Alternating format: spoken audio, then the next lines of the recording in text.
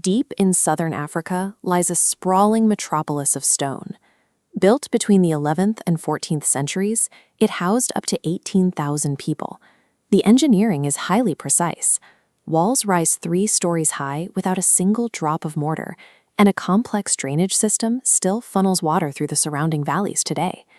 This was the capital of a wealthy empire. The elite who lived here traded local gold and ivory across the Indian Ocean in exchange for international luxury goods like Persian bowls and Chinese ceramics. When 19th-century European explorers stumbled upon these ruins, they experienced severe cognitive dissonance. Their worldview dictated that indigenous Africans were entirely incapable of sophisticated engineering. So rather than accept the evidence right in front of them, they concluded that foreigners must have built it.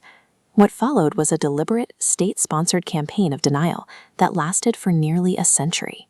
Why did European colonizers desperately need the history of this city to be a lie? German explorer Karl Mauck visited the site in 1871 and decided the ruins were an exact replica of the Queen of Sheba's palace in Jerusalem. Soon, the theories grew even stranger. Writers and explorers attributed the massive stone walls to wandering Arabs, ancient Phoenicians, and even shipwrecked Vikings. These theories all hinged on a specific, deeply racist assumption: the belief that a lost white race had arrived in Africa, constructed a gleaming civilization, and was subsequently wiped out by the local indigenous population. This narrative perfectly served the European civilizing mission, the idea that empires were morally obligated to spread their culture across the globe. If a white race had originally built Great Zimbabwe, European colonizers weren't stealing land from the Shona people. They were simply reclaiming territory that had always belonged to civilization. The myth provided a convenient moral alibi for violent conquest. The myth also provided excellent marketing. By the 1890s, British financier Cecil Rhodes and his British South Africa Company took control of the region, renaming it Rhodesia. Rhodes actively sponsored antiquarians to excavate the ruins. Their instructions were clear: unearth whatever treasure they could find and gather evidence to validate the city's non-African origins. A romanticized story about a lost ancient city filled with biblical gold was highly lucrative. It painted the region as an untapped frontier of extreme wealth, which was exactly what Rhodes needed to attract white settlers and secure funding from European investors. The origins of Great Zimbabwe were actively fabricated because the lie could be packaged, sold, and directly monetized to raise corporate capital. In the early 20th century, actual scientists began analyzing the site. Archaeologists like David Randall McIver and Gertrude Caton Thompson applied rigorous analysis to the structures and the artifacts. Their conclusion was definitive: the ruins were built entirely by Africans. By the mid-20th century, the advent of radiocarbon dating, a tool which measures the decay of carbon in organic matter, locked the site's construction to the medieval period.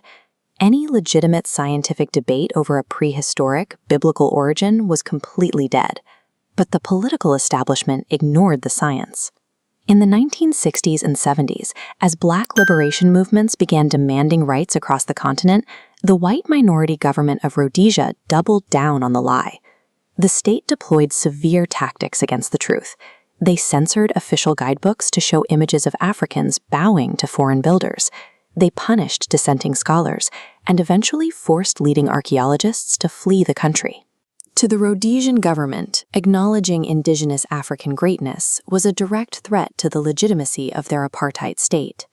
When the scientific evidence contradicted white supremacy, the state criminalized the science. The colonial lie only collapsed when the regime did. In 1980, white minority rule ended, and the Black majority took control of the country. The newly independent nation immediately shed the name Rhodesia.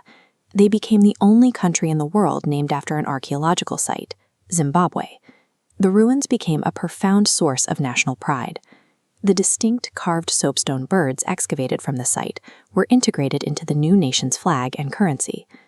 Looking back, the tragedy is that Great Zimbabwe was never actually lost to the jungle or to time. Its true identity was intentionally erased by the very people who found it. The century-long denial of Great Zimbabwe shows us that history is not a passive record of the past. It is an active weapon. And whoever controls the narrative of the past controls the political reality of the present.